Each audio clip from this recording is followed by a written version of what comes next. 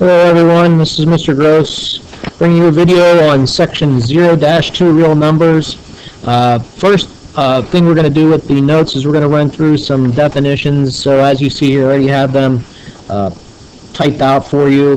So I'm going to run through these real quick. If you need to, pause the video so you can copy these down. But here we go. So first definition we need to talk about here is positive numbers. So positive numbers are any numbers or values greater than 0, and we'll get into talking about that later, where we'll be actually graphing some inequalities, and that's what that would be. Basically, we could say, like x is greater than 0. Okay, there's an inequality for that. Negative numbers, values less than 0. So again, we'll say x is less than 0. Working some inequalities here. Natural numbers. Basically, it's kind of like I've heard them called before the counting numbers. So that would be 1, 2, 3, and so on. Whole numbers, we just include 0 in that set. So 0, 1, 2, 3, and so on. Integers. Now, integers would be the positive and negative of the whole number. So as you can see, we have a set here where it's dot, dot, dot. That just means that there's a whole bunch of numbers, all the negative counting numbers, I guess you want to think of it. Like if you took all the counting numbers and put negatives on them, those would be integers, 0, and then 1, 2, 3, and so on. Okay, whole numbers, and the negatives of the whole numbers. Rational. Okay, it gets a little bit more interesting. Rational number. Values that can be written in the form of a divided by b. Okay, I'm going to write that as a vertical fraction, a over b. Okay, so if you can write it as a fraction, it's a rational number. That includes regular numbers. So I can write a whole number like 2 as 2 over 1. So whole numbers would also be rational numbers. Okay, integers would be. So when you're classifying numbers here in a couple of minutes, we get through the extra examples, you will have more than one set of numbers. So the rationals can be written as a fraction, and if you have a decimal, the terminating or repeating decimals are the ones that will turn into fractions. Okay, irrational numbers would kind of be the opposite of that. They cannot be written as a fraction. These are non-terminating, non-repeating decimals. A couple examples of that you might be familiar with: the pi symbol. Okay, pi is about 3.14, never repeats. Okay, also like a square root of 2, or any non-perfect square root would be fine. So square root of 2, square root of 7. If it's a perfect one, it will turn into a whole number. Okay.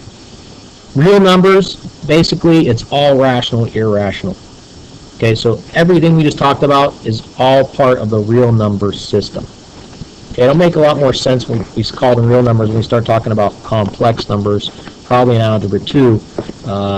You'll see why, because there's an imaginary unit in there. So right now, just note the reals are rational and irrational. All right, square root.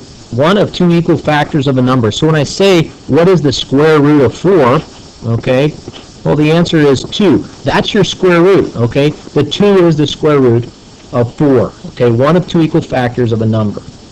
A perfect square would be the 4, okay? So 4, we can take the square root of that perfectly and get 2. Some other examples might be like the square root of 25. 25 would be a perfect square because that ends up being 5. And so forth. I'm sure you can think of other examples there. Graph, all that means is to plot or draw points. Now, there's two kinds of graphs we're going to go through this year. One is a number line, which is what we're going to focus on today. And then later on, we'll get into two variable graphs, which is in the coordinate plane.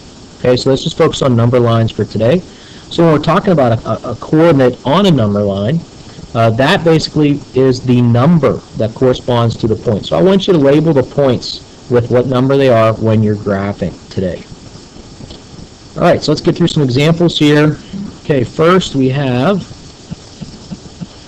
so here we have name the set of numbers to which each real number belongs. Okay, so for part A, I have 5 over 22. Okay, so if you want, you could check that out in your calculator and see if that's something that repeats. But right now, we can definitely say it's a rational, okay, because it is written as a fraction already. Okay, so it's either going to be terminating or repeating. If you would type in 5 divided by 22 into your calculator, you'd see it's a repeating decimal. It's not really important, but something to keep in mind for the future. So that's pretty much it. It's rational. There's no other sets that belongs to. Okay, so the next number here we have is the square root of 81. So hopefully you notice that the square root of 81 is a perfect answer. It's a perfect square, and we get 9.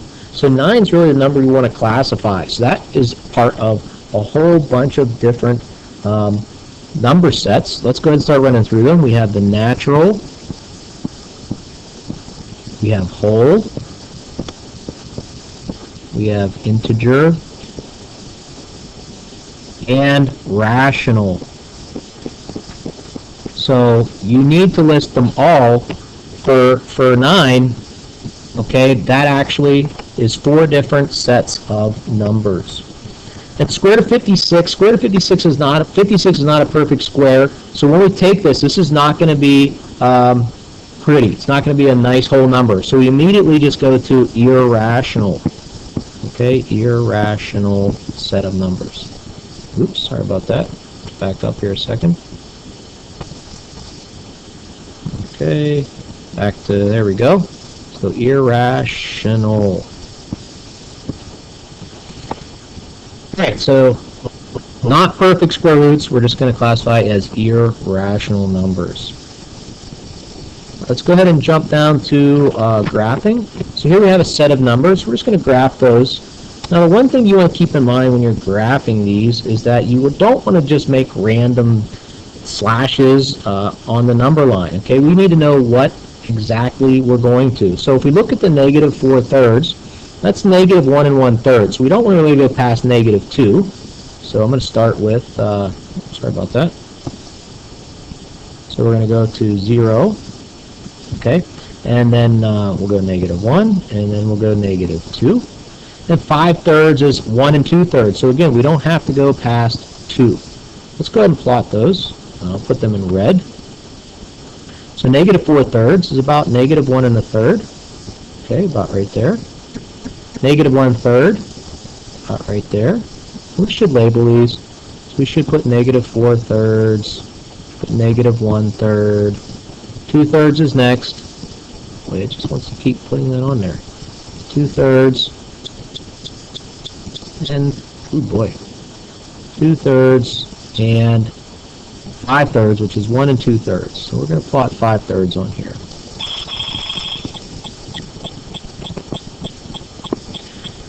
Alright, we're back. A little distraction there. So we have all the numbers plotted out, and we're good to go. That's all you have to do is just plot the points.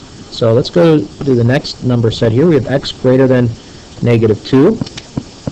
So we're going to start with the number line again, go to negative 2, so we'll go 0, negative 1, negative 2. Now here's the thing you have to remember with this. When you have an inequality, there's 2 types of dots. There's a solid dot. That would be if we use greater than and equal to or less than and equal to. And we have an open dot. That's for greater than or less than. So in this case, we have greater than negative 2. So we're going to put an open dot on negative 2. And then we're going to draw a line to the right with an arrow signifying that all things greater than negative 2 would work. Okay, so that's our solution. The solution to that is the graph. Okay, the same thing here in the next problem. So we're going to go ahead and draw a number line again.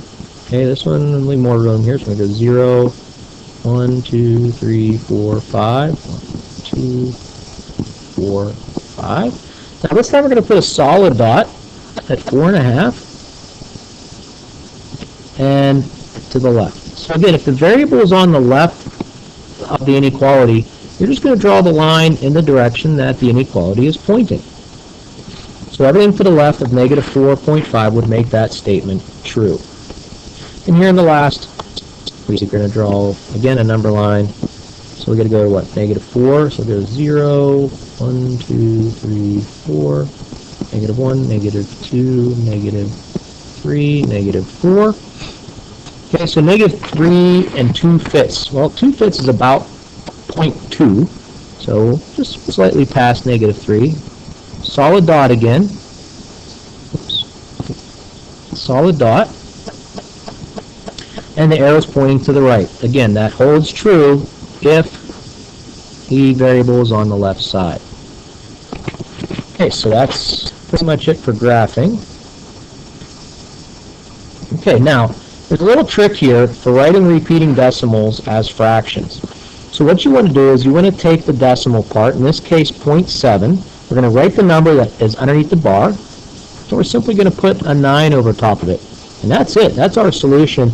If you put 7/9 into your calculator, you'd see a repeating decimal of 0.7. The same thing applies if you have more numbers underneath. Let's say it's 23 repeating. Okay? So if you have two numbers underneath, rewrite the two numbers, and instead of just putting 1 9, you put 2 9s. So you put however many 9s that you have, okay, numbers underneath the bar. And that's it. And then you would reduce that if you could, but 23 over 99 is not reducible. Neither is 7/9. Okay, so that's it for writing the fraction.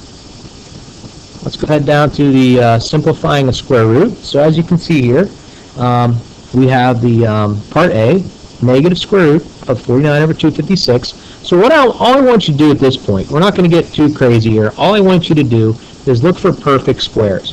So if we separate this, if we said the top was a square root of 49 and the bottom is a square root of 256, okay, hopefully you guys remember that.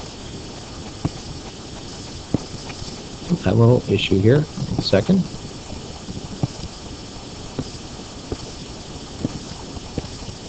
Okay, remember that. The square root of 49, okay, is 7. And the square root of 256, if you don't remember, the square root of 256 is 16. Okay, so our solution is negative 7 over 16. Same here with the next one. We have the square root of 4 over square root of 121. So, the square root of 4, square root of 121, 2 over 11.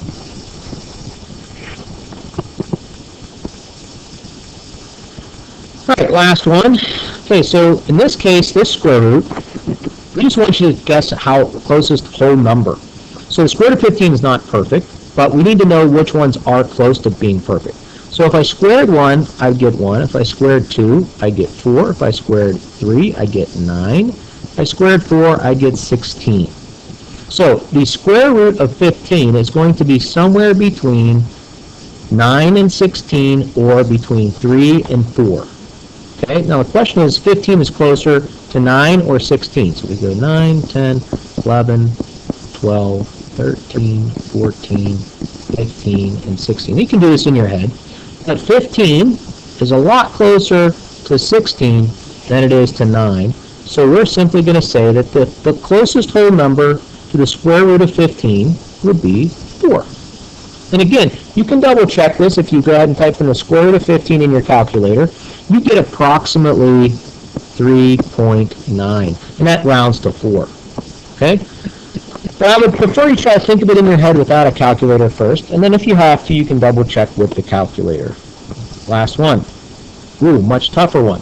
130. Okay, so what's a perfect square close to 130? Well, 121 would be, and then that's 11 squared. So 12 squared would be 144. Now the question is, which one is this closer to? Well, if we wrote out all the numbers and put them in order, you would see that 130 is actually closer to 121. So this is going to be closer to 11. And if you check the square root of 130 in your calculator, you would get approximately 11.4, which again rounds to 11. So we want the whole number closest to the square root of that 130. All right, that's it for the notes. What I have for you now is some homework. So your homework for this evening is going to be page P10. It's the front of the book in section 0-2. Remember, we're in section 0-2, so section P10, and it's going to be 1 to 35 all. Okay, so please get all of those done. Work on in class, get them done at home. We'll talk more about it tomorrow. So great job today. We'll see you soon.